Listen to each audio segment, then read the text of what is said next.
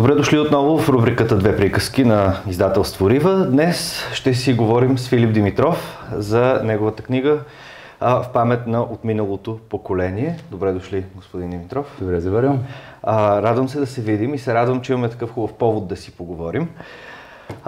Това е новата ви книга, която предстои да бъде представена следващата седмица в Клуба на архитекта в памет на отминалото поколение. Първото, което на мен ми направи впечатление, беше посвещението на Майя и Виктор, които допускам, че са ваши потомци. Това са моите праплеменици. Да. И книгата е написана във второ лице. Това е едно обращение към тях, към Майя и Виктор, вероятно и към други ваши потомци. Каква е целта? С каква мисъл написахте тази книга за тези хора? Тя започна от желанието просто да дам на децата някакъв ориентир за това, което са представлявали техните прародители, които те не са видели живи. Мисля, че е хубаво човек да знае неща за семейството си. Всички идваме от някъде и отиваме някъде. Казват, модерно е поне да се казва, че най-добре е да си self-made man, сам да си се направил, което звучи трогателно, но никога не е верно, защото никой не се прави съвсем сам и това, което дава семейството, е от огромно значение. Спомням си преди много години, когато за първи път четох Тенекияния барабан на Гюнтер Грас, ми направи впечатление една негова мисъл, която едва ли мога да цитирам дословно, но смисъла беше, че човек не може да разкаже собствената си история, собствената си биография, без да започне от баба си и дядо си.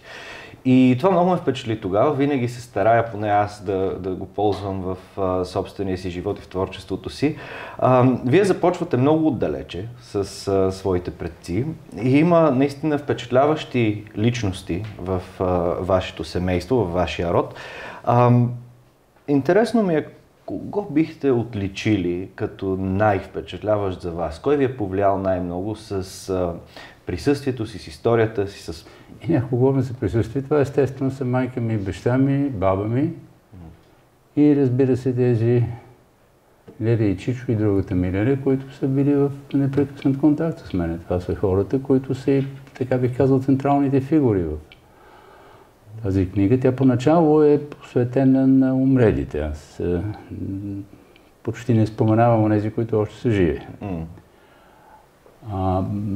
Целта ми беше точно това, да могат да стигнат до децата някакви впечатления, представи за хората, които те няма да видят. И разбира се, след това по разни причини, съвети на приятели и прочее, реших, че има смисъл тя да бъде публикувана, защото действително, какво е един роман, нали? Това е разказ за някакви хора. Тези хора, така единственото неудобство е, че те са живели наистина. Оттам нататък биха могли чудесно да бъдат фигурите в един такъв текст. Така е и действително има какво да се научи от тези фигури. Една от първите, които се появява, една от първите фигури е Васил Поп-Димитров, който е ваш прадядо, може би? Прадядо. И той се отличава сякаш от всички останали, защото за вас той полага това начало, за което си говорихме. Знам ли защо? Сега, сигурно има някакви глъбинни причини, поради които съм започнал точно оттам, но той е така фигура, която все пак е в някаква степен позната. Поне на времето си той е бил така познат на, може би, голям брой хора, свързани с Македония, свързани с Богословския факултет. И така или иначе, може би това е един от мотивите да започна с него, но аз не бих правил такава иерархия между тези лица. Всеки от тях има своята стойност, всеки от тях има своето значение, включително и за мен. Може би от някаква гледна точка, дядо ми Филип, когато не съм виждал, нали, човек, за който най-много са ми говорили. Да. Така че трудно е да се направи такава иерархия. Добре, очертахме в най-общи линии хората, които са включени в този разказ, но аз като човек, който не познава вашето семейство, до преди няколко дни не се бяхме и срещали, аз бях съвсем безпристрастен читател на този текст, когато го хванах и има доста в него, което надскача рода, надскача семейството, надскача и държавата. Това е единственото оправдание да бъде публикуван се. Оправдание не е необходимо, но наистина има какво да се прочете тук. И ми се иска да поговорим за тези по-общочовешки теми, които са засегнати. И една от тях, всъщност, вие вече споменахте Богословския факултет. Една от тях е религията. Дори сте посветили цял отказ от книгата, цяла секция на религията и на християнството в частност. Какво е религията за вас и доколко тя ви напътства в вашия личен и професионален живот? Сега модерно се прави разграничение между религия и вяра. В смисъл организираната религия и вярата, която човек може да изпитва. Общо взето хората по правило са вярващи. Атеизма е недоразумение, родено от невежеството на учените през 18 и 19 век, продължило някакси по инерции през 20-я. Но иначе, ако погледнете всички, по-голяма част поне от великите имена в науката, като почнете от Айнщайн, стигнете до Шродингер и цялата тази плеяда от хора, които са създали от астрофизиката и законите на физиката до човешкия геном, примерно. Всички тези хора вярващи. Идеята за описване на света без божественото е в крайна сметка нещо винаги доста съмнително. Не искам да бъда така агресивен в този случай, всеки си прави своя избор, но трудно се убеждава в така чисто атеистичната идея. Друг е въпросът, че много критики към организираната религия сигурно биха могли да хванат дикиш и да накарат хора да се отдръпнат от нея, мислейки си, че те се отдръпват от вярата. И аз не случайно съм описал така някои епизоди с моя собствен баща. И с вашата баба също. Баба нямаше тези флуктуации в поведението си. Тя си беше от начало до край човек математик и по-славно вярващ, волтерианка, диска, каквото ще те наречете, нали, но аз за това се шегувах и съм го написал в книгата, че всъщност произхождам от семейство на вярваща и теолог, възпитан от баба волтерианка. А при баща ви имаше флуктуации? И в смисъл баща ми имаше моменти, когато се държеше така, като че ли е скъсал с вярата, но всъщност той беше скъсал с някои параметри на организираната религия и пак бих казал не точно скъсал, колкото по-отдалечил се от тях. И напътства ли ви тази вяра в ежедневието? Не, тя просто е част от живота. В смисъл, тя не е нещо отвън, което седи и ти казва какво да правиш, или го имаш, или го нямаш. Това е наистина много отрезвяваща мисъл, може би, защото аз като човек от друго поколение, който живее в модерния свят на 21 век, вярата сякаш вече отдавна не е част от ежедневно, не се говори за нея много. Така, че по-скоро не се говори, иначе света е пълен с хора, които проявят колосален интерес към всевъзможни суеверия или просто си представят вярата като сделка, при която правейки нещо, по този начин кандидатстват Господ да им даде нещо в ответ, нали? Но този меркантилен аспект на вярата не е нещо, което ме занимава. Из дневниците на баща ви попадате на една, цитирам от книгата, доста категорично звучаща фраза, която също ми направи силно впечатление и разсъждавах върху нея цяла вечер, след като четох книгата. Цвингли е имал щастливо детство. Какво е за вас щастливото детство? В сегашния усещането, че имаш връзка и си обичан и обичаш, мисля, че това в крайна сметка е основното. По някакъв начин ние всички сме хора, които сме същества, които имат нужда от връзка. И когато тази връзка е в така достатъчно степен удовлетворяваща, казваме, че сме щастливи. Връзки, разбира се, нали? Тук не става въпрос за единица. А щастливото детство предпоставя и щастлив живот, може би? Ами, не знам, аз не бих се впускал в подобни дефиниции, защото щастието е нещо, по което много се говори напоследък и може би най-ужасната част от този дискурс е опита да се гарантира на хората минимум щастие, а минимум щастие е форма на нещастие. Така че предпочитам да не навлизам в този вид определение. И тук, между другото, веднага ме насочвате към част от параграфа, която си подчертах, докато четях. Това беше всъщност и първото изречение, което наистина всмука в текста и след него вече не оставих книгата до края. И ще си позволя да ви цитирам, ще обсъдим какво сте написали. Ще чуете хора да искат пълна сигурност, но това, колкото и примамливо да звучи, е невъзможно. Малко по-надолу. Наред с естествените права на живот, свобода и търсене на щастие, съществуват и право на провал, на лош късмет и на обикновено нещастие. Не съм сигурен дали с смисъл. Сигурен съм, че може би не точно с тези думи, но това беше разбирането, което съществуваше в моето семейство и особено силно беше иззено при майка ми. Тя имаше това усещане за този баланс в нашите права и възможности. Няколко пъти зачеквате тази тема в смисъла на обществото, в смисъла на крайния либерализъм, който днес е много модерен, особено на Запад и вече си проправя път и в нашето общество. Какви са вашите виждания за този неолиберализъм?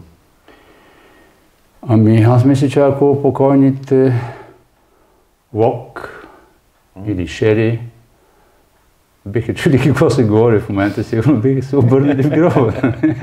Така че терминологията на политическите концепции е доста объркана в наши дни. Това, което тези хора са разбирали под либерално, не е съвсем същото, като това, което се разбира днес. Но, сума сумарум, идеята е, че всички могат да печелят всеки един конкурс, на който всичките се явяват. И че всички могат да печелят частици от тотото е малумна идея. Тя не трябва да бъде поощрявана. В този свят има това, което на български има хубава дума за него късмет, добрия шанс, който всъщност може би е източника на по-голямата част от напредъка на човечеството. И без който светът би изглеждал отвратително и ако всички имаха така еднакъв успех и еднакви хрумвания и еднакви възможности, светът ще да бъде доста скучен, нещо като направено от изкуствен интелект. Да, след малко ще стигнем до един подобен цитат, обаче докато го казвахте, си спомних един цитат от Оруел, който стои над нас. Той казва нещо, отново цитирам по памет, че добродетелта има стойност единствено в противовес с злото. Т.е. ако няма зло, няма и добродетели. Това сигурно може да се каже по този начин. Някъде тук съм споменал, че тезата на баща ми, дипломната му работа е върху етическата система на Ларош Фуко. На този мъж принадлежи фразата лицемерието е данъкът, който порока плаща на добродетелта. Така че те винаги върват някакси в пакет и на нас ни остава да правим разграниченията. Да, и всеки го прави според собствения си морален компас, който може да се основава на религия или на нещо друго, или на вяра. Сега си позволявам да ви задам един, може би дълбоко личен, семейен, спрямо книгата въпрос, който е дълбоко личен и за мен. Защо? Преди, може би, 2 или 3 години имах невероятната възможност да разговарям с доктор Еди Тегер, която е оцеляла от Аушвиц. Това е една възрастна жена, 94 годишна беше тогава и ми каза изключително много мъдри неща, но имаше един въпрос, който аз забравих да й задам, защото разговорът тръгна в друга посока и от тогава всеки ден се порицавам. Но виждам, че във вашата семейна история има нещо подобно и ми се иска сега да го задам на вас и да видя каква е вашата гледна точка. Споменавате Вилхелм. Споменавате и вашата майка вече няколко пъти в този разговор. И майка ви остава влюбена в Вилхелм дълго време. И моят въпрос, който имах и към доктор Егер, и сега към вас, е как човек би могъл да създаде здраво и щастливо семейство с различен човек от този, в когото е влюбен? Аз не съм сигурен, че вашия въпрос има отговор. Защото в него има два използващи се параметъра. Единият параметър е човек е различен от този, в който си влюбен. Много е трудно да се намери кое от двете какво значи. Айде, здравото семейство някакси иди доди. Но не мисля, че този въпрос може да получи разумен отговор. В крайна сметка англичаните казват, че красотата, това е свързано с любовта, е в очите на гледащия. Така че, каква е разликата между този, който е и този, който виждаш, винаги е много трудно да се дефинира. Сигурно има много случаи на разочарование, сигурно има така ситуации, в които човек в един момент се плеса по главата и се казва: Господи Боже, аз пък си мислех нещо друго. Но това едва ли може да се извежда в някаква философска категория и да се поставя като някакъв принцип на човешко поведение. Това понякога става, понякога не. Защо става? Тук психоанализът би могла да ви разкаже томове. Но казвате, че тези решения понякога водят до разочарования. Сигурно. Но баща ви пък е бил човек, който лесно е взимал решение и когато е видял майка ви, си е казал: тази ще е. Ами аз това съм казал в книгата. По моето дълбоко убеждение, баща ми беше този тип човек, който някак си знаеше, никой не го е формулирал като доктрина, но някак си знаеше, че когато човек прави екзистенциалните си избори, тук не говорим за това да избереш дали тази плешка е по-хубава от онази, когато ще правиш манджа на гостите. Неща, които могат да се обективират по някакъв начин. Но когато ти решаваш за себе си какво е важно, общо взето цялото това мислене и модерния маниер на слагане про-секонс на един лист хартия и решаваме дали са повече затата или повече против. Според мен е съвършено нелепо. Човек винаги знае това, което знае. А това, което той не знае, така или иначе не го знае. Това, което знае без да знае, че го знае, е нещо, което обикновено пробива по някакъв начин. И затова екзистенциалните решения общо взето се взимат бързо. И това важи не само в личния живот на хората. В една друга моя книга аз се занимавам с един пасаж от Светото Писание, от акта Делата на апостолите, в който Петър наказва Анания и Сапфира, за който искаше прочете какво прегрешение. Въпросът е, че по мое дълбоко убеждение той извършва това като един спонтанен акт на негодование.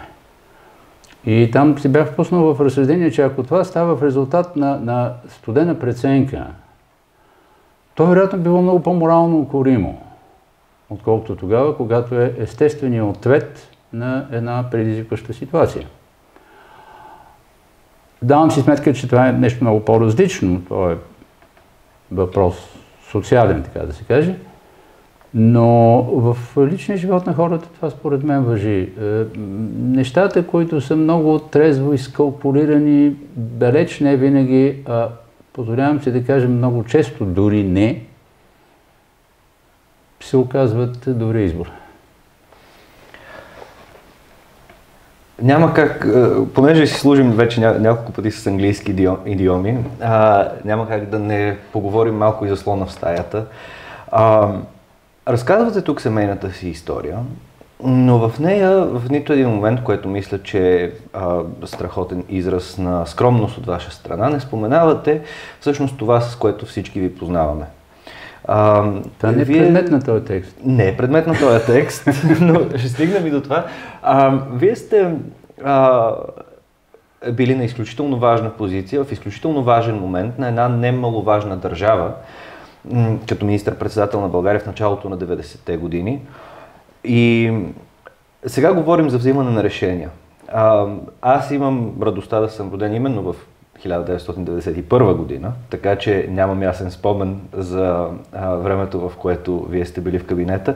Но тогава как се взимат решенията и колко е голяма разликата между това и взимането на решения в личния живот? Аз ви благодаря за този въпрос, защото то помага да изчистим предишния. Нали, когато говорих за предишния въпрос, аз съм предвид екзистенциалните ситуации и тази социална ситуация с апостол Петър всъщност засяга един екзистенциален проблем. Когато се взимат решения за съдбата на държавата, естествено се калкулира, естествено се смята, естествено се привиква на помощ знания, опит и така нататък. Така че там решенията се взимат с един доста да кажем, продължителен процес. Или когато трябва да се вземат бързо, с доста така упорит труд на мисълта. Ако това ме питате, това е отговор. Това питам, да. И как вашия семейен живот, как това, което сте описали в тази книга, ви помогна или пък ви е попречило във времето, в което вие трябвало да взимате всички тези сложни решения в този нелек период? Не знам, тук освен като не питаха в училище какво е значението на еди какво си, някой викаше голямо. Вероятно това е моят отговор. Нали? Добре, няма как да не се спра на още един-два пасажа само от това, което съм забелязал във вашата книга, което пък вече има и по-тясна връзка с вашата политическа кариера. Един интересен цитат, върху който също дълго размишлявах. Ако никой не се сражава за губещи каузи, ще настане вечен и боя се доста отвратителен мир. Мови така е. Какъв би бил този мир? Отвратителен. Вижте, мира е нещо, което всички хора нормално мечтаят или поне мислят, че мечтаят и полагат неимоверни усилия през целия си живот да го нарушават. Ние много често, в момента това е ужасно модерно по цял свят да се говори за промяна.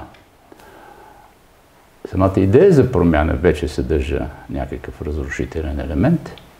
Така че нашия живот е изтъкан от двете заедно. И порива към мира, и порива към сблъсъка, към конфликта, към конфронтацията и деструкцията са еднакво силни. Сега, намирането на тяхната мярка в конкретните ситуации е нещо, което едва ли може да се поднесе като рецепта, но струва ми се, че в момента, в който тези вътрешни конфликти на човешката природа престанат да функционират, нали, настъпва нещо жалко и не... Казват, вегетираме. Нали, някакси, мисля, че нещо подобно бях написал в книгата, но така, картината на мусото като кротко пасящи крави, нали, или овце, макар че овчиците често са давани като един от моделите на мира, едва ли е за препоръчване. В този смисъл имаше пасаж в книгата, в който говорите за използването на думите да и не, за намирането на този баланс, това равновесие между деструктивността и мира, между свободата и конформизма с по-висшия авторитет, да кажем. И ми се струва, че много често хората забравят за тази част от уравнението, за конформизма, за това, че има авторитети все пак и че не всеки сам си преценя, както е модерно да се казва сега. Това, което съм се опитвал да кажа в книгата е, че да казваш не, очевидно израз на свобода. Но Ако за едно не няма латентното да, т.е. хипотетичното възможно да, което да дойде след нето, сиреч конструктивното, което идва след разрухата, след деструкцията. Ако него го няма, то това става една доста фриволна история и свободата като че ли губи ценността си. Ако бихте могли да, не знам дали можете, но ако бихте могли да обобщите това, което искате да оставите на своите праплеменници в изречение или две или параграф, какво би било то? Какво е основното, което искате да им оставите? 140 страници, като махнете снимките, ще останат по-малко. Не е чак толкова много. Сега не може всяка идея за света да бъде казана в 3 думи и 3 изречения. Така не бива да се опитва да го направи, то обикновено се получава някакво изкривяване. Да, съгласен съм. Оставяте един интересен речник на излезли от употреба думи в края на книгата и те са думи от типа на изисканост, чест, благородство. Защо смятате, че те са излезли от употреба? Вероятно съм останал с такова впечатление в последните години от живота си и съм решил да ги поясня все пак, за да им е ясно на децата за какво става дума. Но това е специално за тях. Може да служи и на други, не знам. На мен ми служи. Бяха интересни и всъщност дефинициите, които предлагате. Ето, например, дадена дума. Това е нещо, което е необходимо в нашия живот. Благодаря ви за този разговор, господин Димитров. Отново показвам на нашата камера в паметно от миналото поколение Филип Димитров. На 8 април ще представим книгата в Клуба на архитекта. Разбира се, нашите зрители са добре дошли да дойдат. Благодаря ви отново и на добър час на вас и на книгата. Merci.